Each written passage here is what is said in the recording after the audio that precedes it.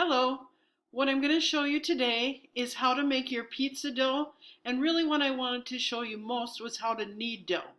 So I am doing the pizza dough recipe, however I'm going to make mine into cinnamon rolls instead of pizza dough.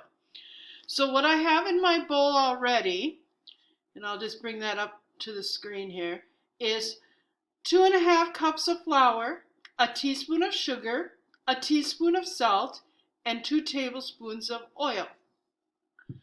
To that, I'm going to add a cup plus 2 tablespoons of water that has yeast dissolved in it. Now, yeast comes in a packet like this. There's usually 3 on a set, or you could get it in a granular form in a jar, or you can go to the refrigerator department and they have these compressed blocks that you can dissolve in water. Your water needs to be 110 to about 125 degrees. I was able to get that by just running my hot water, and I used my candy thermometer, so you might have a candy thermometer at home that you can use, to test my water, and then I put my yeast in there to dissolve it. Yeast is the important ingredient because this is what's going to make your product rise. So far we've been using baking soda or baking powder. Now we're going to be using yeast. So I have that. I'm going to give a one mix here a little bit before I put it in. You can see that's why it is cloudy. I'll move my hand so you can see. It looks almost like milk on the screen there. I'm going to add that to my bowl. I'm going to move this down so you can see. Hopefully. There we go. And my spoon, I guess I didn't grab it. It's right here. All right, then I'm just going to mix this by hand. Now, some of you may have a KitchenAid mixer that has the dough hook. I do have a KitchenAid and a dough hook, but I still like to mix mine by hand. And what's going to happen is it's going to come into a ball.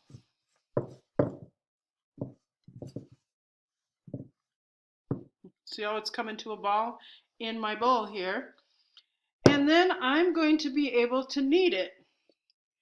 So I've got my cutting board here.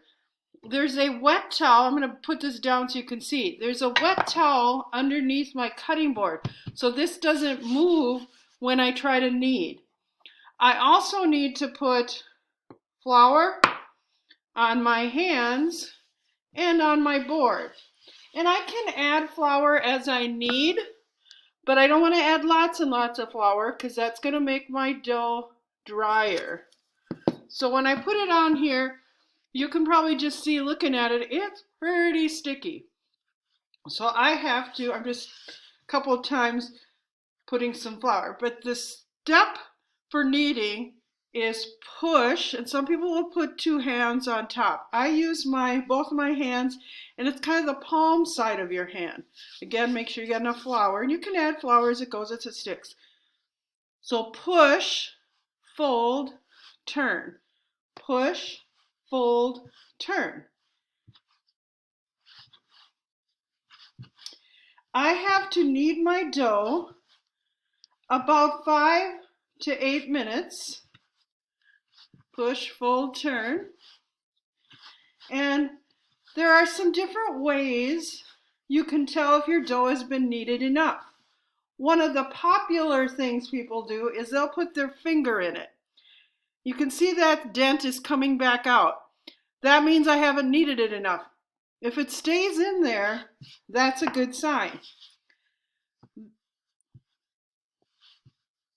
So I'm going to keep going because, like I said, this is going to take me a little while, so bear with me. It's kind of hard for me to shut off my camera when I have floured hands. So I'm just going to keep going. And you can see so far I haven't had to put any flour. It starts to get a little sticky. I can just grab a little flour, push, fold, turn. Push, fold, turn. And the more you do it, of course, the quicker it gets to be. I'm so used to doing it that I one-handed a lot of times, and I forget that for those of you that haven't done it, one-handing is probably not the best.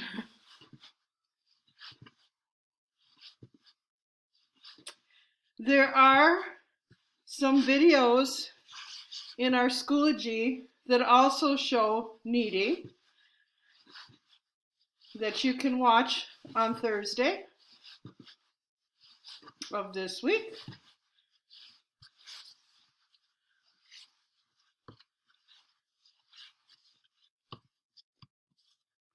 Another thing you can do, they say if you can pick it up and drop it, and mine was still sticking to my hand just a little bit, then I know that my dough has not been kneaded enough.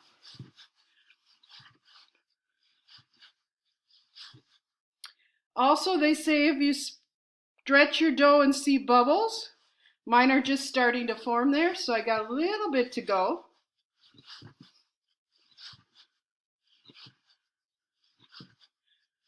It may not take me the whole 5 minutes, because I can tell by just the texture that it's getting close.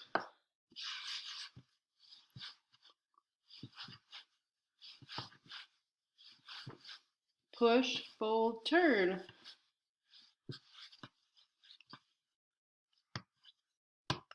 Oh yeah, I'm real close now.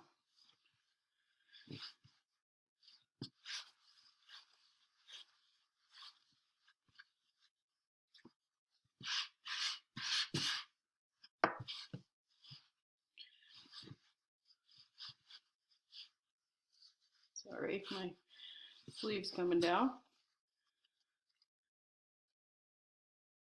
I don't know if you can see, but it was a much better dent this time.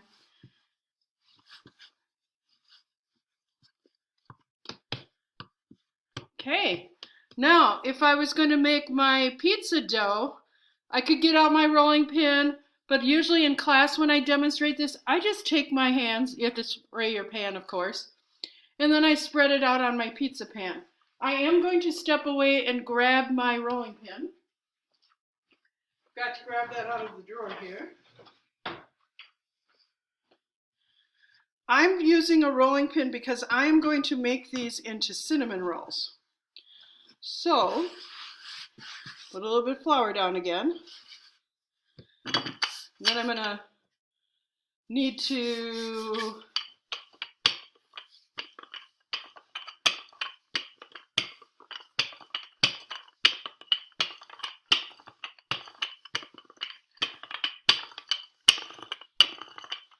and you see how it kind of goes away from you. Just keep, if you go back and forth, that'll get you around. If I keep going one direction, it just gets to be a long rectangle.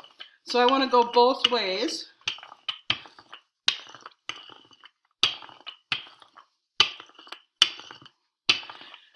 Now, this is probably going to make me about 6 cinnamon rolls.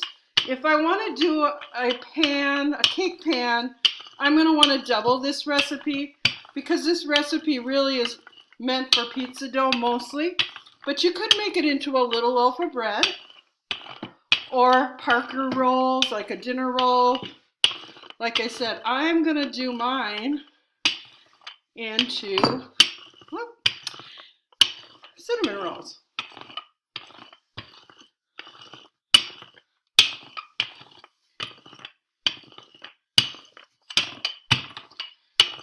Almost there. In all honesty, this is not my best dough. And I think part of it was I had my ingredients sitting, so my yeast was sitting out before I turned on my screen to you. But it'll work. It's soft enough that I think we're good. So then I'm spreading this with butter. You could also brush it on. Melt it entirely and brush it on if you'd like.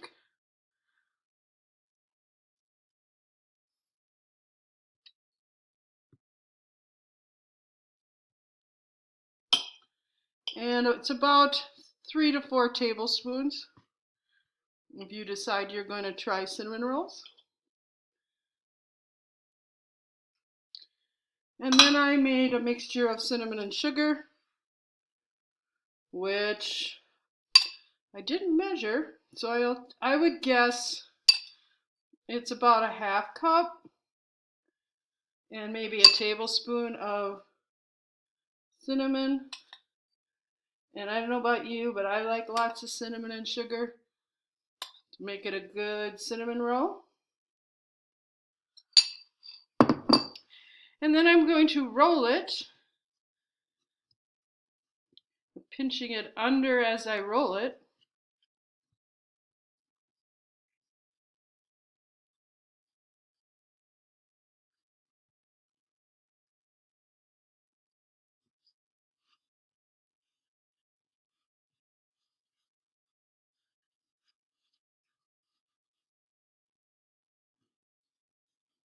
When I get to the end, I pinch the dough together.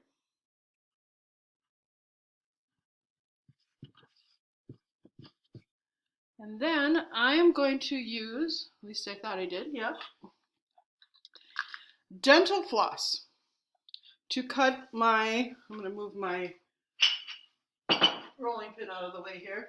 I'm going to use dental floss to cut my cinnamon rolls. What you do is you slide it under, and this end one is going to be a little bit weird because of the end, but that's okay. You crisscross it and it cuts the dough. How cool is that? The knife then won't squish my cinnamon rolls together. And I have a sprayed pan that I'm putting them in.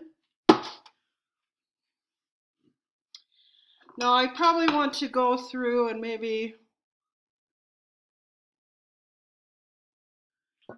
1, 2, 3, 4, 5, because I already cut one, you know, so I have an idea with a marking where I'm going with my dental floss.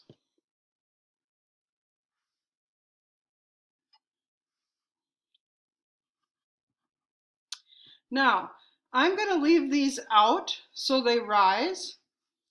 You could do, because this is what they call a cool rise method, I could stick them in the fridge and then overnight they would slowly rise in my refrigerator, and then I'd have to take them out and what they call proofing and let them rise that way. But I'm going to leave mine out, and then later on today I'll bake them and probably put a frosting or glaze on it, and I'll try my best to remember to take a picture so you can see what my cinnamon rolls turned out to be. So I've got them in my pan. It's a little funky end one, but it'll work. A little bit room between so they can rise in my pan. I'm going to set it over here. And that's it. Enjoy making your own pizza, cinnamon rolls. You could make it, like I said, into just regular dinner rolls. Happy baking!